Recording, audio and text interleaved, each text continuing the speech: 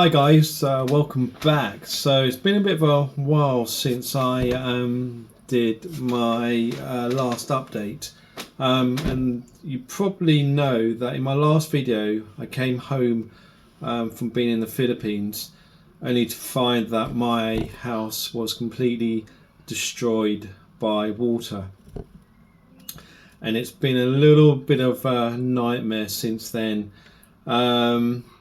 So work has started, whereby they literally had to take the whole ceiling, all the plaster off the walls, and now the house is just left with breeze blocks.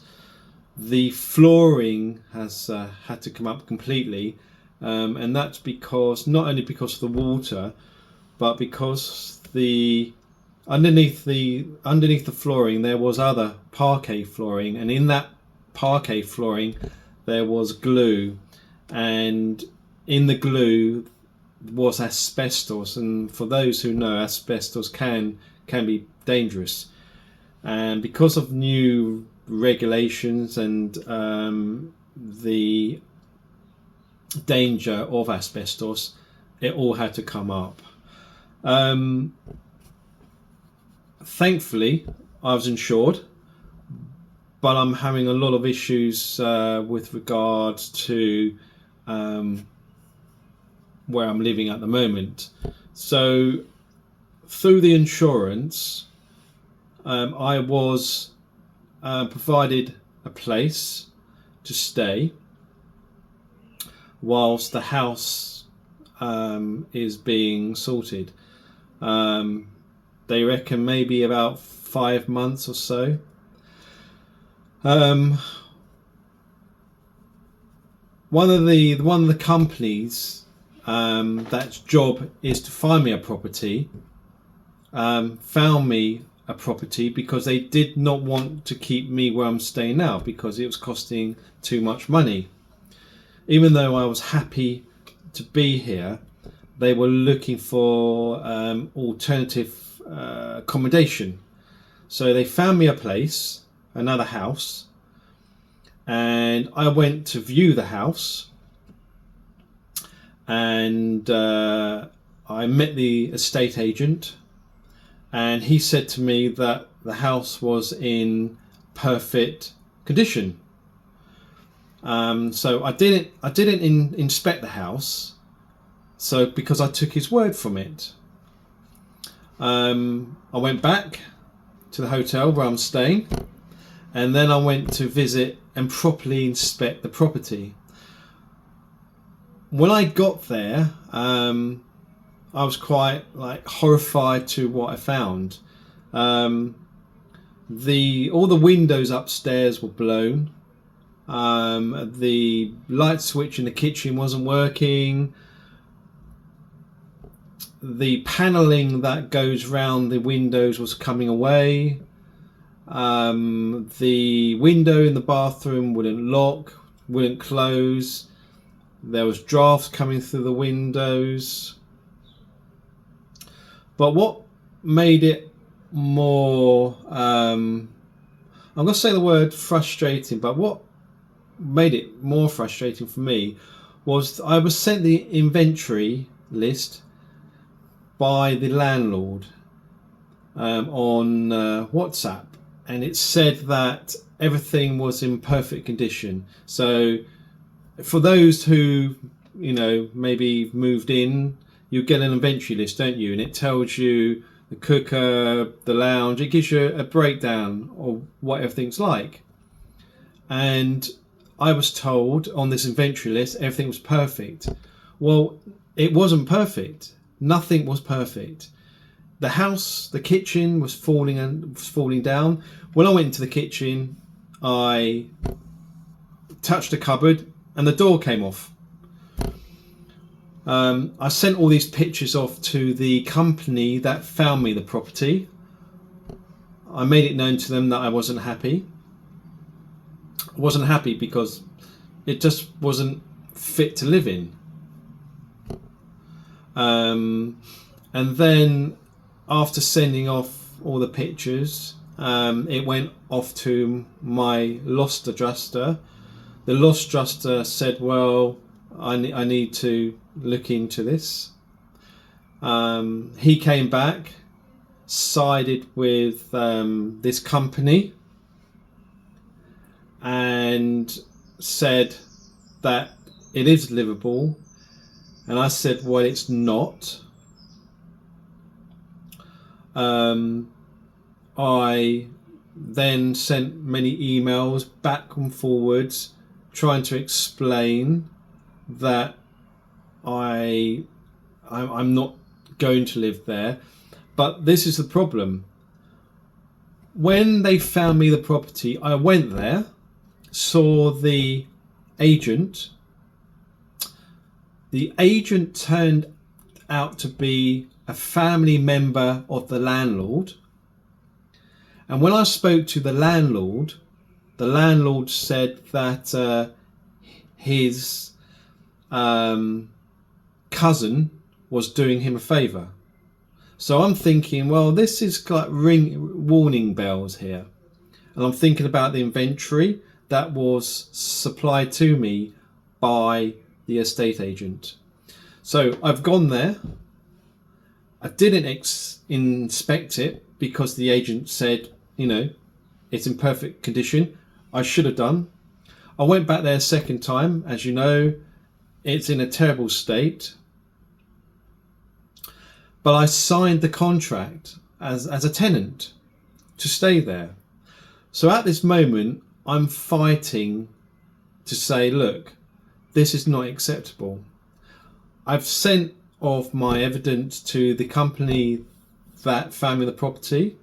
I've sent off evidence to the loss adjuster, who so happens to work together, explaining all this, that I was misled, it's not acceptable, but they're not having any of it. So of course I've now gone to my insurance company to put in a complaint. The company that found me the property are not interested that I was misled. They're not interested that the inventory list was incorrect. The landlord has said that he will mend everything. But the problem here is that there's a lot that needs to be done. All the windows are blown. Locks need sorting.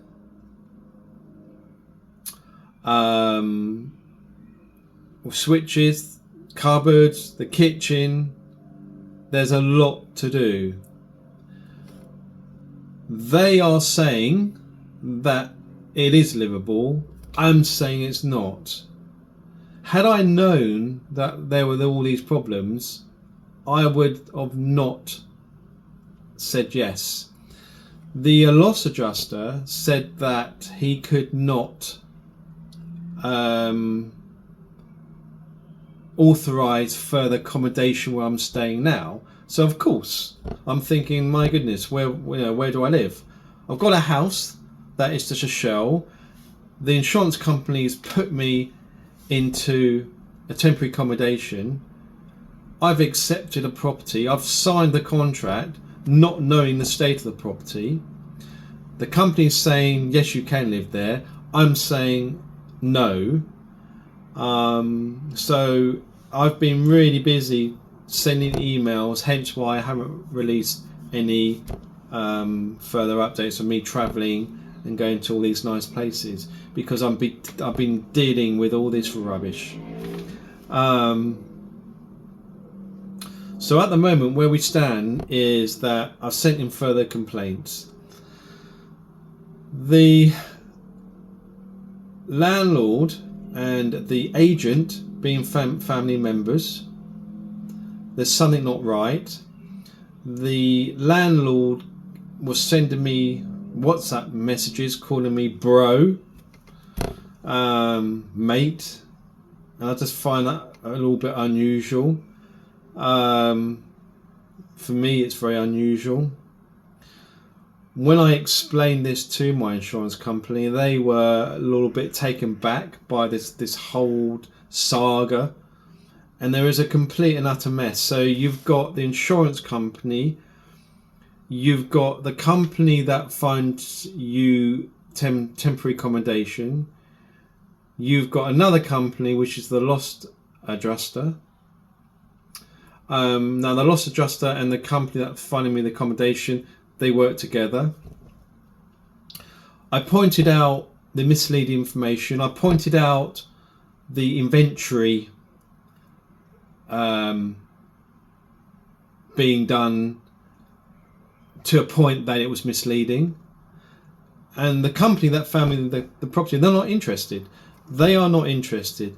All they're interested is in getting rent or renting out. Of course, someone's making money here.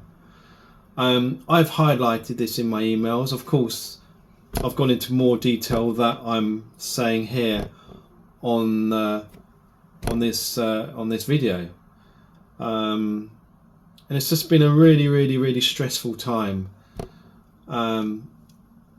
Okay, a lot of you are going to say, well, you know, you should have, when you got there, you should have inspected, you should have checked every window, you should have checked every door, you should have checked that the heating was working, the hot water, the fridge. I didn't do any of that because the estate agent said the property was in perfect condition. As soon as I inspected the property myself and noticed all these wrong things, I sent an email off, but they are completely ignoring it. They're not listening to what I'm saying. And you do wonder, you know, how these companies survive and are allowed to survive when they are not, them themselves don't seem legit. I think it's appalling, personally, that they can just do this. So the problem I have at the moment is that I'm meant to be leaving my accommodation by next Tuesday. This video now will come out tomorrow, so I've still got a few days. And I've made my complaint or complaints. I had a very patronising guy on the phone from the company that found me the property. Very rude, patronising, speaking over me. It is a dreadful situation to be in. Now, of course, I'm not going to mention any names, just in case I get I'm liable for defamation. But I will keep you guys up to date what's going on. I think that's really important. So that's just a little bit of an update what's going on with me. Now I'm waiting for a phone call from the insurance company to find what they're going to do. I've highlighted wrongdoing. I've highlighted literally being duped into signing something. I've uncovered something that's not right. The landlord that I spoke to only bought the property last year, so in 2024. He said he wasn't aware. He confessed that there were issues with the property. I should have never ever been put in a situation, I think, of accepting a property that wasn't fit for purpose. And this is the breakdown between the company that found me the property. They should have never allowed that to happen. So someone's not managing them. Someone is not scrutinising them. The person that found me the property, they had not acted correctly. And the person who's the loss adjuster, who said, well, the property's fine, clearly it's not.